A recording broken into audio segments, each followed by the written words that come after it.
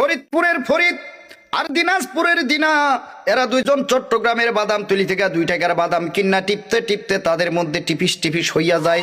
এই দুইজন সিলেটের বিয়ানি বাজার গিয়া চিন্তা করে দুইজনের বিয়া করবে।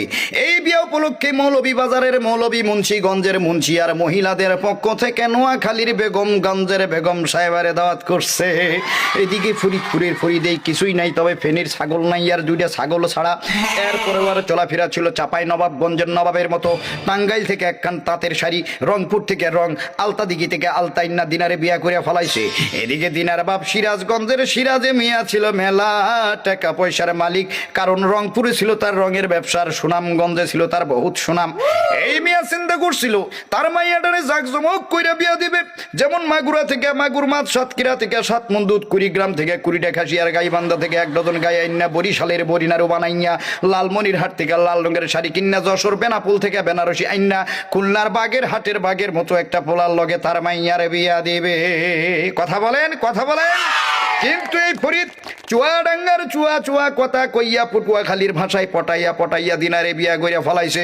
মনের দুঃখে সিরাজ মিয়া রওনা দিছে অজানা উদ্দেশ্যে। পাবনায় গিয়া পড়ছে ভাবনাই, নোয়াখালী আইসা চিন্তা করে খালি খালি কাইন্দা লাভ নাই, যাই ভোলাই গিয়া মনের দুঃখটা ভোলা যায় কিনা। ভোলা যাওয়ার পথে মাঝখানে বরিশালের ঝালু কাটিতে আইসা বেটার মনের ঝালটা আরো বেশি বাইরে গেছে। বলেন বাপরে বাপ, এ কথা বলে না, যারা বলেন ঠিক না বেঠে। এই খবর তো আর ঢাকা শহরে ঢাকা রইল না, খবরের কাগজ পত্র পত্রিকায় ছাপা হয়ে গেল। তার আগে এই ঘটনা চলে গেল জামালপুরের জামালের কাছে। জামালপুরের জামাল ময়মনসিংহের মমিনের মাধ্যমে ঘটনা জানাই দিয়েছে মানিকগঞ্জের মানিকের কাছে। মানিকগঞ্জের মানিক এত খারাপ লোক মনে হয় জন্মের সময় তার মুখে মধুপুরের মধু পড়ে নাই। এই বেড়া করছে কি, এই ঘটনা জানাই দিছে গোপালগঞ্জের গোপালের কাছে। গোপালগঞ্জের গোপাল করে কি, ব্রাহ্মণবাড়িয়ার ব্রাহ্মণ, নারায়ণগঞ্জের নারায়ণ, শিবপুরের শিব, হরিপুরের হরি, মহাদেবপুরের মহাদেব, পাটনার রাধানগরের রাধার, কৃষ্ণনগরের কৃষ্ণরে লইয়া হিন্দু ধর্মের প্রধান ঠাকুর গায়ে ঠাকুরের কাছে রওনা দিছে।